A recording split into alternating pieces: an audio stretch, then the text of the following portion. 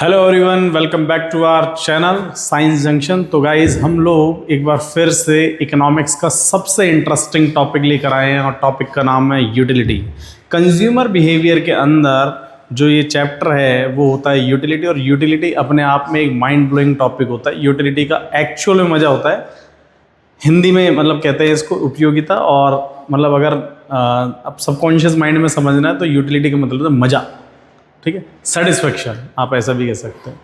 तो in general वे में हम जब किसी भी चीज़ को कंज्यूम करते हैं, वो एक गुड्स है या सर्विसेज है, कुछ भी है, तो उसके वांट सेटिस्फाइंग पावर जो भी होती है उसको अपन यूटिलिटी कहते हैं, ठीक है। यानी कि मज़ा, किसी भी चीज़ से हमको मज़ा आता है या मज़ा नहीं आता है, वो डिपेंड करता है वो क्या है। जैसे कई लोगों को करेले से मज़ा आता है, कई लोगों को करेले से मज़ा नहीं आता। कई लोगों को सिगरेट पीने से मज़ा आता है, कई लोगों को सिगरेट पीने से मज़ा नहीं आता। कई लोगों को शराब पीने से मज़ा आता है, कई लोगों को नहीं आता। किसी को सत्संग से मज़ा आता है, किसी को सत्संग से मज़ा नहीं आता। तो मज़े की अलग अलग डेफिनेशंस हैं, वो डिपेंड करता है पर्सन टू पर्सन। तो आज अपन इसकी एक डिटेल एनालिसिस करेंगे।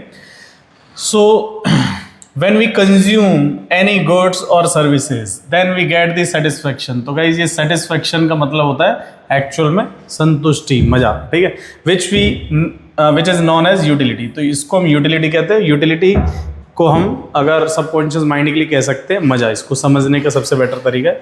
इन other words, want satisfying power of a commodity is known as utility. किसी भी चीज़ की अगर वांट सेटिस्फाइंग पावर है तो वही उसकी यूटिलिटी है। जैसे प्यास बुझानी है मुझे, तो भाई पानी, ठीक है, तो पानी की यूटिलिटी है, ठीक। Like a glass of water can satisfy the thirst of a person. मुझे प्यास ही नहीं है, मुझे बिल्कुल भी प्यास नहीं है 1% की भी। मैं आपके घर आया, आपने मुझे पानी ऑफर करा, क्या मैं पीऊँगा? कमेंट में जवाब देना हाँ या ना। तो डेफिनेटली आंसर इज़ नो। क्यों नहीं पीऊँगा? क्योंकि मुझे चाहिए ही नहीं। लेकिन मुझे बहुत तेज प्यास लग रही, भयंकर, मुझे ऐसा लग रहा है बस यार कोई पानी पिला दे। और जनरली चलते रास्ते पे कोई हमसे पूछ रहा है कि भाई पानी पियोगे क्या? पी लिया हमने पानी, वो हमको इतना सेटिस्फेक्शन देगा कि बस यार मज़ा आ गया, ठीक है। तो यही हम यूटिलिटी होती है। सो फीचर्स ऑफ यूटिलिटी, आपको फीचर्स समझने पड़ेंगे कि इसकी क्या क्या फीचर्स है। मज़ा, मैंने गोलगप्पे खाए, मुझे मज़ा आया, मेरे दोस्त ने गोलगप्पे खाए, उसको भी मज़ा आया। दोनों में से ज़्यादा किसको आया? No one knows. क्यों? Because it has not any physical shape. Utility की कोई फिजिकल शेप ही नहीं होती। मैं ऐसा कह ही नहीं सकता मुझे गोलगप्पे से इतना मजा आया, सामने वाले को इतना आया, तो यार इसको ज़्यादा आया ना। ये तो एक माइंड सेट है, ठीक है। तो ये एक साइकोलॉजिकल कॉन्सेप्ट है, हम कह सकते हैं यूटिलिटी अपने आप में एक साइकोलॉजिकल कॉन्सेप्ट है। तो इसका एक फीचर बन गया भाई, इसकी कोई फिजिकल शेप नहीं होती, ये एक साइकोलॉजिकल कॉन्सेप्ट है। नेक्स्ट है, it is not related with the welfareness of the person. यानी कि ज़रूरी नहीं है कि लोगों के लिए बेनिफिट ही करे। यूटिलिटी अलग है और बेनिफिशियल अलग है। एक आदमी सिगरेट पीता है, उसको बड़ा मज़ा आता है, सेटिस्फेक्शन मिलता है उसको सिगरेट से। मेरे दोस्त सिगरेट पीता है, मैं उससे पूछता हूँ सिगरेट क्यों पीता है, तो कहता है यार भटभटी चलती है। भटभटी, व्हाट इज भटभटी यार? तो भटभटी मतलब क्रेविंग, हम ऐसा कह सकते हैं, क्रेविंग, ठीक है। उसको कोई ऑफिस से कॉल आ गया, खुशी है तो सिगरेट, गम है तो सिगरेट, कुछ है करने को तो सिगरेट, कुछ नहीं है करने को तो भी सिगरेट। यानी हर केस में सिगरेट चाहिए ही चाहिए, ठीक है। So it is not related with the welfareness. अब वो जो सिगरेट है, या फिर कई लोग हैं ना पार्टी मतलब दारू, तो पार्टी दे यार, मतलब बॉयज़ में अक्सर क्या होता है पार्टी मतलब दारू। तो कई लोगों को ऐसा लगता है कि अगर किसी चीज़ से हमको जो सेटिस्फेक्शन मिलेगा वो किसी से भी मिल सकता है, चाहे वो अच्छी चीज़ है चाहे बेकार, हमारी हेल्थ के लिए। जैसे हम जिम जाते हैं तो जिम का जो पाउडर है हमें सेटिस्फेक्शन दे सकता है, बट माइट भी वो स्टेरॉइड्स हो, हमारी हेल्थ के लिए अच्छे ना हो। तो ज़रूरी नहीं है कि वो आपके लिए वेलफेयर हो, ठीक है। तो यूटिलिटी अलग चीज़ है और वेलफेयरनेस अलग चीज़ है। It change as per time and place. भाई ये बहुत भारी टॉपिक है। It change as per time and place. कैसे? हमने इस वक्त एसी चला रखा है, मई जून का महीना चल रहा है। हम लोग नवंबर दिसंबर में जब रिकॉर्डिंग करते हैं तो हम कोई एसी नहीं चलाते। तो सिंपल सी बात है, क्या चेंज हो रहा है? टाइम। तो एसी की यूटिलिटी हम टाइम के अकॉर्डिंग चेंज हो जाती है। सर्दियों में अगर कोई पंखा भी चला दे तो ऐसा लगता है जैसे कोई आतंकवादी हमला हो गया हो, है कि नहीं? तो ये फ़र्क पड़ता है। फिर आता है प्लेस। हम लोग अभी जून में ही हैं। अब जून में हम एसी चला के बैठे, यहीं पर आप गुलमर्ग में, सोनमर्ग में, पहलगाम में, लेह लद्दाख में, तो वहाँ पर क्या है? वहाँ पर इस वक्त क्या है? स्नो है, ठीक है? तो स्नोफॉल वगैरह हो रहा है, तो वहाँ पर हमारा यूटिलिटी चेंज हो जाएगा। तो टाइम और प्लेस के हिसाब से यूटिलिटी चेंज होती है। नेक्स्ट है, utility depends on consumers taste, fashion and behaviour. मेरा टेस्ट आज कुछ है, कल किसी और का है। आज से 5 साल पहले जो स्ट्रीट फूड होते थे ना, उसमें पाव भाजी, है ना, और चाउमीन, ये बड़ी फेमस थी। प्रेजेंटली जो स्ट्रीट फूड है उसमें मोमोज भयंकर रूप से फेमस है, चाप फेमस है, ठीक है? तो डिपेंड करता है कंज्यूमर का टेस्ट चेंज हुआ क्या। फैशन, मार्केट का फैशन जब भी आता है तो फीमेल को ज़्यादा हम लोग याद कर लेते हैं, बिकॉज फीमेल के जो जितने भी सूट हैं, आज से 10 साल पहले किसी को पोचू नहीं पता था। आज की डेट में पोचू नाम की एक ऐसी चीज़ है जिसमें कोई हाथ नहीं, कोई पैर नहीं है, तो भाई उसी को पोचू कह दिया। तो फैशन की वजह से उससे यूटिलिटी चेंज हो गई, ठीक है? कुर्तों में आता है short kurti, long kurti, fish cutting, Naira cut, Kashmira cut, Kareena cut, Alia cut, यानी कौन कौन से कट है वो सारे यहीं पर ही आ जाते हैं। बिहेवियर, हमारे अगर बिहेवियर में भी चेंज आ जाता है तो उसकी वजह से भी यूटिलिटी में चेंज आता है। आज से 15 साल पहले जब लोग किसी को कॉल करते थे तो लैंडलाइन फ़ोन होता था, 15 साल 20 साल पहले। मार्केट का ट्रेंड कुछ ऐसा हुआ कि मोबाइल आया, तो मोबाइल में ये समझ आया कि यार इसमें तार की ज़रूरत नहीं है। धीरे धीरे मोबाइल ने कब हम पे कब्जा कर लिया, कब वॉच की नीड ख़त्म कर दी और कब इसने कैमरा की नीड ख़त्म कर दी। तो आज की डेट में जब अपन मोबाइल लेते हैं तो एक्चुअल में हम मोबाइल उसकी स्टोरेज को ध्यान में रख के लेते हैं, उसके कैमरा को ध्यान में रख के लेते हैं, उसके अदर फीचर्स को ध्यान में रख के लेते हैं। जबकि मोबाइल की एसेंशियल नीड तो वायरलेस फ़ोन ही होता था। तो धीरे धीरे कस्टमर के बिहेवियर में चेंज आए। अब होड़ लग रही है कि महंगा फ़ोन कौन सा लिया जाए, कौन सा फ़ोन 1.5 लाख, 2 लाख का, 2.5 लाख का है, जो भी हो हम उसको ले लेते हैं। तो वो हमारा स्टेटस सिंबल आइटम हो जाता है। तो बिहेवियर के अकॉर्डिंग यूटिलिटी चेंज हो जाती है। जैसे for the time being Apple की यूटिलिटी ज़्यादा है, और नॉर्मली कीपैड फ़ोन अगर किसी को दे दे तो शायद उसको शर्म और आती है उसको यूज़ करने में। तो ये रहता है।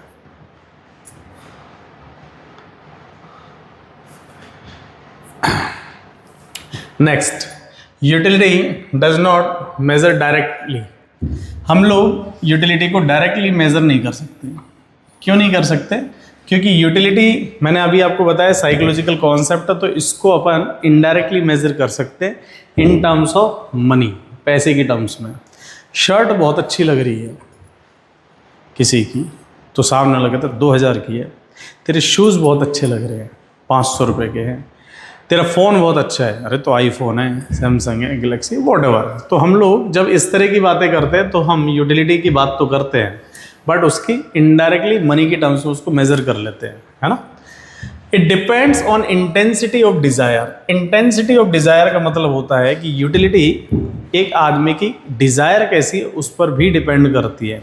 आपके घर में अगर मान लो 1 महीने बाद शादी है और 7 दिन बाद आपके एग्ज़ाम है, तो आप पेन भी आपकी नीड है, और शादी के लिए जो है जो हमें कपड़े लेने हैं वो भी हमारी नीड है। पहले क्या लेंगे हम? तो ऑब्वियसली पहले हम क्या लेंगे? पेन लेंगे। तो पेन, इंटेंसिटी ऑफ डिज़ायर, सबसे पहले क्या चाहिए?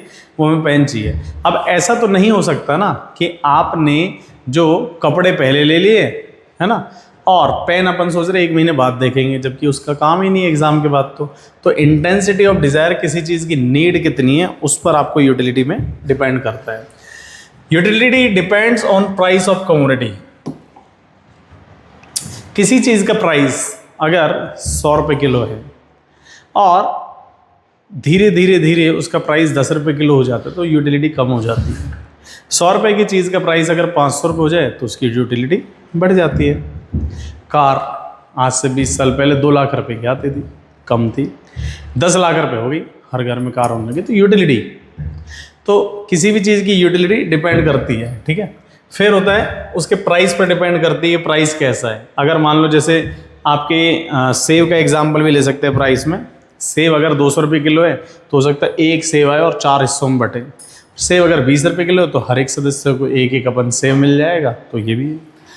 Utility depends on income of the consumer. Consumer की इनकम कैसी है। मेरी इनकम अगर 10,000 है और मैं एक बहुत ही बिलो एवरेज पर्सन हूँ तो मैं किसी भी चीज़ का इनटेक करूँगा बड़ा सोच समझ के करूँगा। बाहर अगर मैंने होटल रेस्टोरेंट पे खाना भी खाया तो सोच समझ के खाऊंगा, मेरी बजट के अकॉर्डिंग खाऊंगा। वहीं पर ही अगर मान लो कि मेरी इनकम 1 लाख रुपए है तो मैं एक अच्छे रेस्टोरेंट में जाऊंगा, अच्छा ऑर्डर करूंगा। हो सकता है लंच या डिनर करने से पहले सूप भी लूँ, ग्रीन सैलेड भी लूँ, रायता भी लूँ और भी बहुत सारी स्वीट्स वगैरह ये सब लूँ। तो डिपेंड करता है कि हम लंच या डिनर कर रहे हैं तो किस तरह से कर रहे हैं। It depends on the income of the consumer also. तो यूटिलिटी उसी पे डिपेंड करती है, ठीक है। Utility depends on person to person, ये फैक्ट है, ये फैक्ट है। और ये क्यों फैक्ट है इसको आपको समझना पड़ेगा कि पर्सन टू पर्सन क्यों डिपेंड करती है। मुझे करेला बिल्कुल पसंद नहीं है, ठीक है, तो मुझे उससे यूटिलिटी नहीं आएगी। मेरी बीवी को करेला बहुत पसंद है तो उसको उससे बहुत यूटिलिटी आ जाएगी। So it depends on person to person, कौन सी चीज़ किसको पसंद है। कई लोगों को मिठाई पसंद नहीं है, स्वीट्स, तो उनके लिए वो रखी भी रहेगी तो कोई काम की नहीं है। जिनको स्वीट्स बहुत पसंद है उनके सामने एक बार आ जाए तो भाई वो सूद कह रहे हैं, मतलब खा लेंगे बहुत सारा। तो वो सारा क्या है, utility depends on person to person. फिर है जी टाइप्स ऑफ यूटिलिटी, कि यूटिलिटी की टाइप्स कितने हैं। तो बेसिकली यूटिलिटी के जो टाइप्स है वो हमारे पास 3 है, TU, AU और MU। TU बोले तो टोटल यूटिलिटी, AU बोले तो एवरेज यूटिलिटी और MU बोले तो मार्जिनल यूटिलिटी। तो 3 टाइप्स होते हैं यूटिलिटी के। TU क्या होता है, it derived from the consumption of goods and it is the summation of the satisfaction level of all the units as it is known as total utility. TU is sigma MU। यानी कि अगर आपने total 5 unit consume करी है मोटा मोटा और 5 unit से आपको 30 यूटिलिटी मिली तो ये टोटल यूटिलिटी है। पहली यूनिट खाई, 2, 3, 4 और 5, इन सब का टोटल मिला के हमारे पास क्या बन जाएगा, टोटल यूटिलिटी। क्यों? क्योंकि यहाँ पर क्लियर कट लिखा हुआ है it is the summation of the satisfaction level. Satisfaction level यानी कि यूटिलिटी लेवल किसका, ऑल द यूनिट्स का। जितने भी यूनिट्स हैं उन सब का अगर अपन टोटल कर देंगे तो वो क्या आ जाएगा, total utility. Hope clear. Average utility, जो आपका 10th का 12th का परसेंटेज होता है वो एवरेज ही होता है। टोटल में जब अपन डिवाइड कर देंगे क्वांटिटी का तो एवरेज आ जाएगा। तो यहाँ पर हमको एक चीज़ समझनी पड़ेगी कि भाई टोटल यूटिलिटी जो होता है,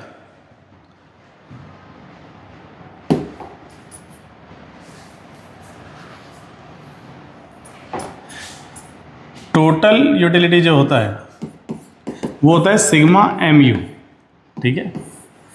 एवरेज यूटिलिटी जो होता है वो TU अपॉन Q होता है, because it is also known as per unit utility when total units is divided by the quantity, यानी TU अपॉन Q हो जाएगा। तो हमारे पास ये आ जाएगा, ठीक है। तो फॉर्मूला नंबर 1 और फॉर्मूला नंबर 2।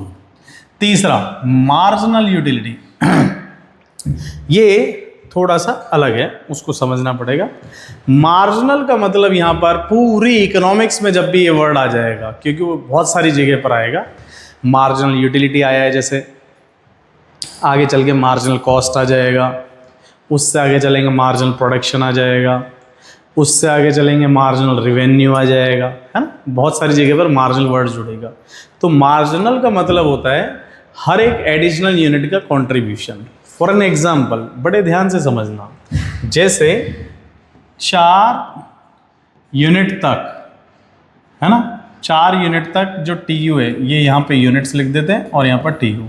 4 यूनिट तक TU है 20 और 5 यूनिट पर TU है 26।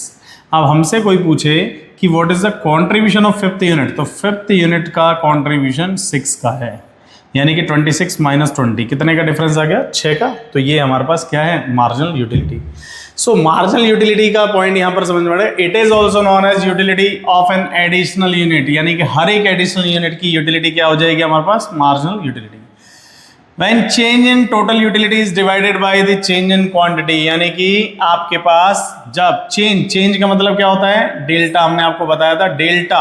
When change in total utility यानी कि TU divided by change in quantity delta Q, delta TU upon delta Q, ये हमारे पास आ जाएगा। सो हमारे पास तीन फॉर्मूले रेडी हो जाते हैं। पहला TU is equal to sigma MU, sigma इसको समीशन कहते हैं बेटा, sigma TU MU। Second AU is equal to TU upon Q, यानी कि इसका हमको एवरेज चाहिए, तो ये हमारा काम इससे हो जाएगा। थर्ड हमारे पास हो जाएगा MU बोले तो delta TU upon delta Q, ये हो जाएगा कि नहीं। अब इसके अलावा इसमें एक और फॉर्मूला भी दिया हुआ है जी, ये वाला, इसका मतलब भी वही है जो हमने कहा, TUN माइनस TUN माइनस 1। इसका मतलब हम अभी आपको दिखा भी देते हैं कि अगर 4 यूनिट तक यहाँ पर यूनिट्स हैं और यहाँ पर MU है, सॉरी TU, यहाँ पर यूनिट्स, यहाँ पर TU, 4 यूनिट पर TU है 20 और 5 यूनिट पर TU है 26। तो अब देखो इस फॉर्मूला लगा TUN बोले तो TU 5 माइनस TUN माइनस 1, यानी कि 4। TU 5 यूनिट का कितना है 26, TU 4 यूनिट का कितना है 20, तो कितना आएगा 6। और ये इस फॉर्मूले से आए डेल्टा TU बोले तो TU में कितना चेंज है 6 का, अपॉन डेल्टा U 1 का, तो 6 अपॉन 1 इज इक्वल टू 6। तो ये हमारे पास काम हो जाएगा। आई होप अपन क्लियर है, ठीक है। मार्जिनल यूटिलिटी, अब यही चीज़ हमको यहाँ पर इन्होंने ग्राफ के थ्रू और टेबल के थ्रू समझा रखी है। टेबल से भी आपको समझ आ जाएगा और ग्राफ से भी समझ आ जाएगा, कोई टेंशन नहीं है, ढंग से समझ लेना। अगर नहीं भी आता है समझ में तो आप जो है हमको कमेंट करके ज़रूर बताएं कैसा लग रहा है, और ये वीडियो ज़्यादा से ज़्यादा लोगों तक पहुँचाए जो लोग माइक्रो इकोनॉमिक्स पढ़ रहे हैं। इसके बाद हम मैक्रो इकोनॉमिक्स भी कराएंगे, आपको हर एक टॉपिक कराए जाएंगे, और लास्ट में हम लोग आपको जो है एक टेस्ट सीरीज़ देंगे जो हमारे PYQs रहेंगे, और अनलिमिटेड क्वेश्चन बैंक रहेगी। तो चैनल के साथ जुड़े रहिए और ज़्यादा से ज़्यादा लोगों के साथ इसको शेयर कीजिए। चैनल को सब्सक्राइब नहीं कर रहे तो सब्सक्राइब कर लेना, बहुत मज़ेदार वीडियोज़ आने वाली। 10th और 12th का कंटेंट ऑलरेडी मैथ्स का और इसका बायो वगैरह का आ चुका है, साइंस का। तो देखिए फर्स्ट यूनिट पे हमारा TU है 8, आप TU को पकड़ना, आपको सारा आ जाएगा। सेकंड यूनिट पर TU है 14, थर्ड यूनिट पर TU है 18, फोर्थ यूनिट पर TU है 20, फिफ्थ यूनिट पर TU है 20 और सिक्स यूनिट पर TU है 18, ठीक है। अब हमने आपको ये कहा था कि भाई कोई सा भी एक तो चीज़ आपको देखो लिखनी पड़ेगी। अभी हम आपको सारे चीज़ का लॉजिक भी बताएंगे, है ना, क्यों ऐसा है नंबर्स। तो देखो जरा, फर्स्ट 8 ऐसा कैसा, 14 माइनस 8 6, 18 माइनस 14 4, 20 माइनस 18 2, 20 माइनस 20 0 और 18 माइनस 20 माइनस का 2। तो MU, अब MU कैसे आया याद करो, MU कैसे आया, delta TU upon delta Q, यानी कि TU में कितना चेंज है वो सारा ही MU है। AU कैसे आया, TU अपॉन Q, अब TU अपॉन Q बोले तो this divide by this, 8 upon 1 8, 14 upon 2 7, 18 upon 3 6, 20 upon 4 5, 20 upon 5 4, 18 upon 6 3। सो ये हमारे पास क्या आ गया, AU आ गया। अब एक बात बताइए कि AU कैसे आ जाता है, TU अपॉन Q से, है ना। MU कैसे आता है, delta TU upon delta Q से, क्योंकि डेल्टा Q तो है ही नहीं, हर बार का एक का चेंज है, इसलिए एक ही आ जाएगा। अब आप कई बार ऐसा होता है कि सर इन दोनों चीज़ों से, मान लो अपन को TU नहीं दे रखा तो अपन निकाल सकते हैं, तो याद रखना उसमें MU देगा, कुछ तो एक चीज़ देगा। तो MU देगा तो MU आपको हमेशा घटते हुए क्रम में लिखनी है, हमेशा डिसेंडिंग ऑर्डर में। क्यों लिखनी है उसका एक लॉजिक बता देता हूँ और रियल एग्जाम्पल है ना, बताना आप ऐसा होता है कि नहीं। जब आपने पहला एप्पल खाया, आप इसको एप्पल ले सकते हैं, चपाती ले सकते हैं, व्हाटएवर, आपको बहुत तेज भूख लग रही है, पहला एप्पल खाया आपने, आपको मज़ा आया, जितना भी मज़ा आया, क्या दूसरा एप्पल खाते उतना ही मज़ा आता है, शायद नहीं, थोड़ा कम हो जाता है। तीसरा एप्पल खाए तो मज़ा और कम, चौथे पे और कम। एक पॉइंट आएगा ना जब हमारा पेट फुल हो जाएगा, तो हमने सपोज करो 5 एप्पल खाए और अब हमारा पेट फुल, अब हमको नीड नहीं है, अब हमने डकार ले ली। ओ, इसको जब याद रखना MU 0 होता है, जिसको पॉइंट ऑफ सटाइटी भी कहते हैं, यानी कि फुल सेटिस्फेक्शन लेवल। ये यहाँ पर हमारा सेटिस्फेक्शन फुल हो चुका है। अब यहाँ पर इस टेबल से समझना, इस टेबल से ना बहुत सारे क्वेश्चंस आ जाते हैं, बहुत सारे। जब आपका पेट फुल है उसके बाद भी कोई आपको ज़बरदस्ती खिलाए, जैसे अक्सर शादियों में होता है, दूल्हे का पेट फुल होता है और उसके बाद सालियाँ, नहीं जीजू मैं भी खिलाऊंगी, सास कह रही मैं भी खिलाऊंगी, ससुर कह रहा मैं भी खिलाऊंगा, और एंड में लास्ट में घरवाली कहती लो जी मेरे हाथ से तो खाना ही पड़ेगा। बर्थडे पे आपने ये फील करा होगा, बर्थडे पे जैसे केक एक बार खिलाया, 2 बार खिलाया, मजा आता है, उसको 3, 4, 5 सारे 8, 10 लोग हमको केक खिलाने लग जाते हैं, तो हमारा मतलब है कि मन भर जाता है, तो हम उसको बाद में क्या है कि सॉलो करते हैं, यानी कि निगलते हैं। ठीक है, तो ये आपको ध्यान रखना पड़ेगा, ये चीज़ हमेशा डिसेंडिंग ऑर्डर होती है। अब इसका आप CF ले लो, अगर आपको ये MU क्लियर है तो 8 + 6 14, 14 + 4 18, 18 + 2 20, 20 + 0 20, 20 - 2 18। तो याद रखना TU जो है CF होती है किसका, CF ऑफ MU। ऐसा भी आप समझ सकते हैं, कैसी भी आप समझ लीजिए, हमें कोई तकलीफ नहीं है। फिर जब हमने इनकी ग्राफ पर प्लॉटिंग करी तो कुछ इस तरह से हमारे पास बन के आया। तो हमारे पास ये देखो, ये जो ग्रीन लाइन है ये AU की बन के आई, हमारे पास जो ये ब्लू लाइन है ये MU की बन के आई, और ये जो रेड लाइन है ये हमारे पास TU की बन के आई। अब कहानी के ट्विस्ट देखिए बड़े ध्यान से, टेबल पर भी और वैसे भी। जब MU 0 है तो TU हाईएस्ट है या नहीं है? When MU is 0 TU is highest, say yes or no? हाँ। MU फर्स्ट टाइम नेगेटिव हुआ, TU स्टार्टेड टू डिक्लाइन। जब MU देखो ये नेगेटिव टेरिटरी पे है तो TU फर्स्ट टाइम गिरना शुरू हुआ ना, तो 2 रिलेशन हो गए। ठीक है, थर्ड हमको ये ध्यान रखना है कि AU डिक्लाइंस बस रिमेन्स पॉजिटिव। तो देखो यहाँ पर रिलेशनशिप बिटवीन TU, MU और AU ये 2-3 मार्क्स में आ जाता है, और अगर एक नंबर का अगर कोई कॉम्पिटिशन दे रहे तो वहाँ भी आ जाएगा।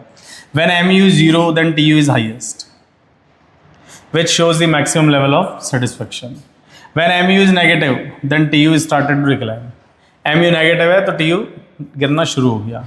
AU decline but remains positive. AU अगर गिर रहा है लेकिन वो क्या है, पॉजिटिव है। AU गिर रहा है लेकिन वो पॉजिटिव है। तो ये कुछ चीज़ें आपको ध्यान रखनी है। ये आपको ध्यान रखना है कि जब MU 0 होता है और ये TU हाईएस्ट होता है, इसको पॉइंट ऑफ सटाइटी भी कहते हैं, पॉइंट ऑफ सटाइटी, यानी कि फुल सेटिस्फैक्शन लेवल, ये चीज़ आप कह सकते हैं। ठीक है, चलते हैं भाई आगे।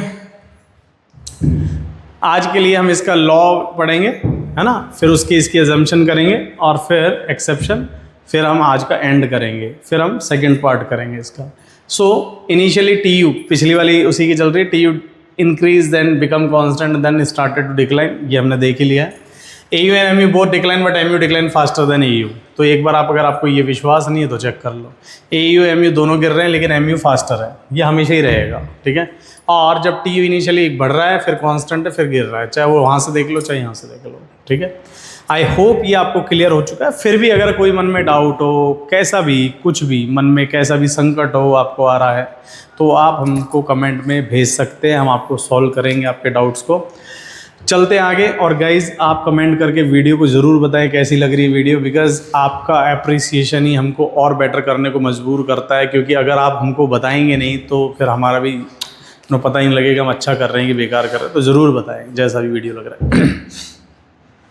लॉ ऑफ डिमिनिशिंग यूटिलिटी, ये अपने आप में एक शानदार टॉपिक है। ठीक है, law of diminishing marginal utility. So basically law of diminishing marginal utility में है क्या, आपको ये समझना पड़ेगा। ये हम इसको स्टार भी बना रहे हैं कि बहुत काम का है।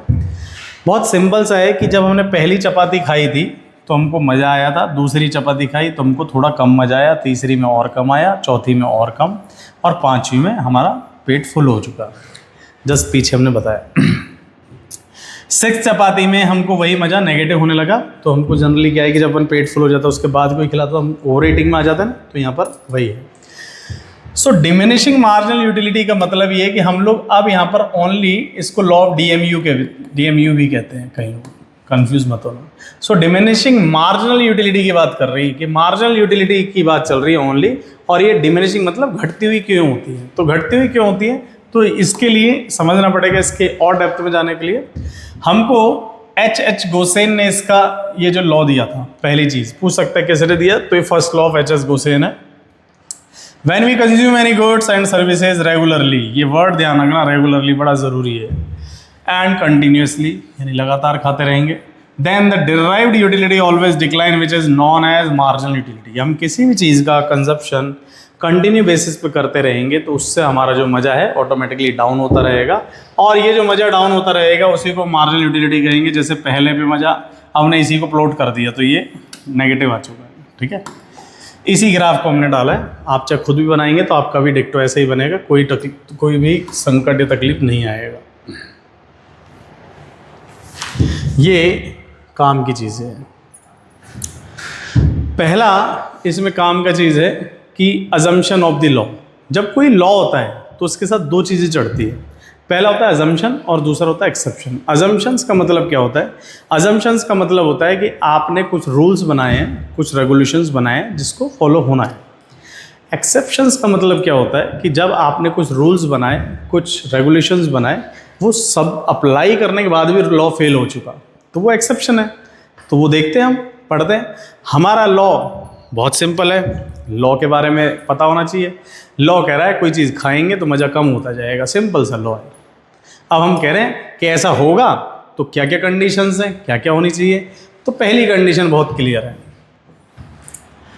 पहला कंडीशन बहुत क्लियर है भाई कि कंजप्शन शुड बी कंटिन्यूअस। जो मज़ा है वो मतलब जो जिसका हम चीज़ को कंज्यूम कर रहे हैं वो हमारी कंटिन्यू खाते रहना चाहिए। मैंने पहली रोटी खाई, मज़ा आया, दूसरी में कम आया, तीसरी में और कम आया, चौथी में पेट फुल, पांचवी किसी ने ज़बरदस्ती खिला दी तो हमको वॉमिट हो जाएगी, ऐसा होता है। लेकिन पहली रोटी आज खाई, दूसरी कल खाई, तीसरी परसों खाई तो मज़ा हर बार अलग हो जाएगा।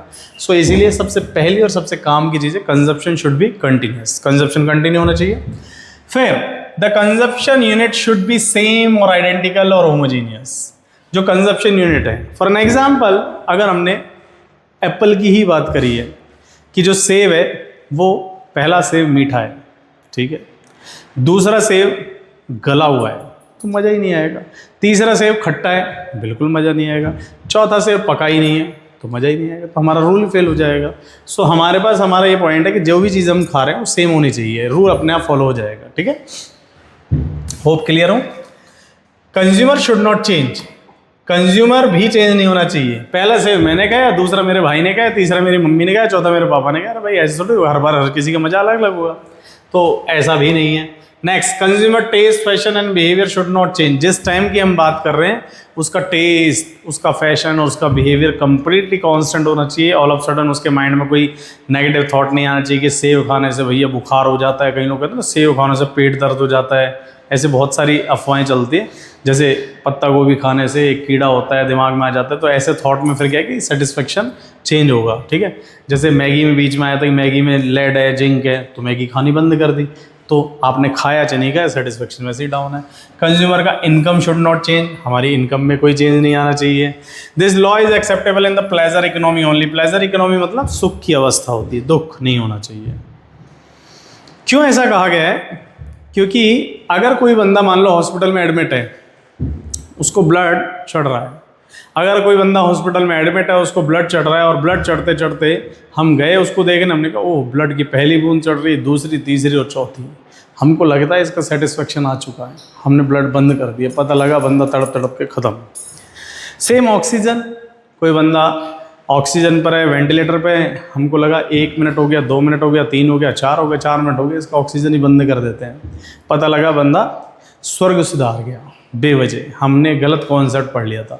सो यूटिलिटी का जो कॉन्सेप्ट है वो प्लेजर इकोनॉमी या नॉर्मल इकोनॉमी में चलता है, यानी कि अनप्लेजर इकोनॉमी में या दुख की स्थिति में नहीं चलेगा, है ना।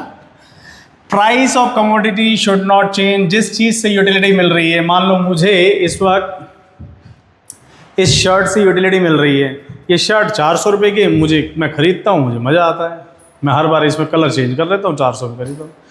ये शर्ट ऑल ऑफ सडन 1200 की हो जाए, शायद मेरे को यूटिलिटी नहीं मिलेगी। या फिर ये शर्ट ऐसी हो जाए कि 10-10 रुपये मिल रही है तो हर एक कॉमन आदमी इसी को पहन के चल रहा है, तो भी शायद हो सकता है ऐसा ना हो। तो उस केस में भी हम ये एप्लीकेबल नहीं होगा, यानी कि इसके रूल से अजम्पशन बन जाएंगे कि प्राइस चेंज नहीं होना चाहिए। Price of substitute goods and complementary goods should not change. तो भाई सब्स्टिट्यूट गुड्स और कॉम्प्लीमेंट्री गुड्स क्या होते हैं, या तो आप कमेंट करके बता सकते हैं, या फिर आप हमारी पुरानी वीडियो में जा सकते हैं, वहाँ पर आपको इसका पूरा का पूरा ब्यौरा मिल जाएगा। तो यही हम लोग आगे करेंगे। नेक्स्ट है हमारे पास utility measurable indirectly in terms of money. हमारी ये अजम्पशंस है, हमें मान के चल रहे हैं कि यूटिलिटी को अगर मान रहे, यूटिलिटी को मेजर करने की जो यूनिट होती है यूटिल्स कहते हैं उसको। तो यूटिलिटी का जो एक्चुअल में कॉन्सेप्ट है वो मार्शल ने दिया था, क्योंकि कंज्यूमर बिहेवियर के अंदर आता है, और यूटिलिटी को हम लोग इनडायरेक्टली मेजर कर सकते हैं but in terms of money, not directly. ठीक है, तो आई होप ये आपकी अजम्पशंस क्लियर हुई। फिर करते हैं लास्ट आज के लिए exception of the law. Exception यानी कि हमारे ये जो रूल्स हैं वो हमने सारे लगा दिए हैं और उसके बाद भी वो फेल हो जाए, ऐसा कब हो सकता है? On the addiction item this law is not applicable. एक बंदा दारू पी रहा है, पहला पैक पिया, मजा आया, दूसरा पिया और मजा आया, तीसरा पिया, असली मजा तो अब आया। तो कहने का मतलब रूल क्या कह रहा है? पहले में मज़ा आना चाहिए, दूसरे में कम होना चाहिए, तीसरे में और कम होना चाहिए, तो रूल कहता है। जबकि जो भी हमारे जो नशीली चीज़ें होती है उसमें मज़ा हमारा बढ़ता जाता है। जैसे कोई दारू पीता है, कोई सिगरेट पीता है, कोई बियर पीता है, कोई चरस, अफीम, गांजा, वॉटेवर जो भी इनटेक करता है, वहाँ पर ये जो है लॉ फेल हो जाएगा। Favourite song, ghazal, books, this law is not applicable. अगर मान लो कोई आपका फेवरेट सॉन्ग है फेवरेट सॉन्ग मतलब जैसे सपोज करो आपका कोई भी फेवरेट गज़ल है, कोई सॉन्ग है, बुक है, वो आप बार बार सुनते हैं, आपको बड़ा मज़ा आता है, बहुत सेटिस्फेक्शन मिलता है। जैसे आपकी एक प्लेलिस्ट है, उसमें कोई गाना पर्टिकुलरली आप सुनना ज़्यादा पसंद करते हैं, जबकि गाने बहुत सारे होते हैं। लॉ कह रहा है कि मज़ा कम होना चाहिए, जबकि हम जितनी बार सुनते हैं हमको और उतना उसमें रस आने लगता है, मज़ा आने लगता है, तो वो बहुत ज़रूरी है। ठीक है। On the antique item, antique item पर ये लॉ फेल हो जाएगा। एंटिक आइटम जैसे मान लो कहीं पर आप कोई कॉइन्स इकट्ठे कर रहे हैं, कोई पर्टिकुलर नंबर का नोट इकट्ठा कर रहे हैं, कोई कहीं पर कोई मॉन्यूमेंट की कोई चीज़ है, मतलब बहुत सारी चीज़ें ऐसी होती है ना, जिनको आप इकट्ठा कर रहे हैं, तो उसके कलेक्शन में आपको ये आपका लॉ बढ़ता जाए, आपका सेटिस्फेक्शन बढ़ता जाएगा, जबकि रूल कहता है कि मज़ा कम होना चाहिए। On the collection of money this law is not applicable. मेरे पास 10,000 रुपये की वर्थ है, मेरी वर्थ 1 लाख होगी तो मुझे मज़ा आएगा, 10 लाख होगी तो और आएगा, 1 करोड़ होगी तो और आ जाएगा, जबकि रूल कहता है कि किसी चीज़ का जितना इंटेक हो उतना उसका मज़ा कम होगा, जबकि मज़ा हमारा बढ़ जाता है जब हम पैसे की बात करते हैं। जैसे कंजूस आदमी।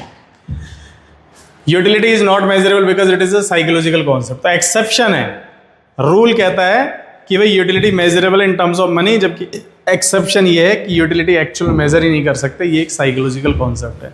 मज़े की कोई वैल्यू नहीं है, क्योंकि ऐसा माना गया है, जब अपन आगे चल के कहीं डिस्कशन में करेंगे कि अगर हमको गोल्ड की वैल्यू ज़्यादा है हमारी लाइफ में या पानी की, तो आंसर आएगा सर पानी की वैल्यू ज़्यादा है, लेकिन बिक तो गोल्ड महंगा रहा है। तो यूटिलिटी सबकी अलग अलग हो सकती है ना। Every person has to face unpleasure economy. Unpleasure economy, unpleasant conditions, मतलब दुख की अवस्था में ये लॉ फेल हो जाता है, जबकि हम ही कह रहे हैं कि दुख की अवस्था से कोई आदमी नहीं जिसके पास नहीं हो, हर आदमी को इसको आपको जो है फेस करना पड़ेगा। सो ये लॉ वहाँ पर फेल हो जाएगा। Other things can not remains constant. किसी कमोडिटी का प्राइस सेम नहीं हो सकता, इनकम चेंज सेम नहीं हो सकती कंज्यूमर की, कंज्यूमर का टेस्ट, फैशन और बिहेवियर कभी भी सेम नहीं हो सकता। So this is all about the exception of the law. आज के लिए इतना ही गाइस, कल हम इसको आगे करेंगे। Thank you so much, thank you.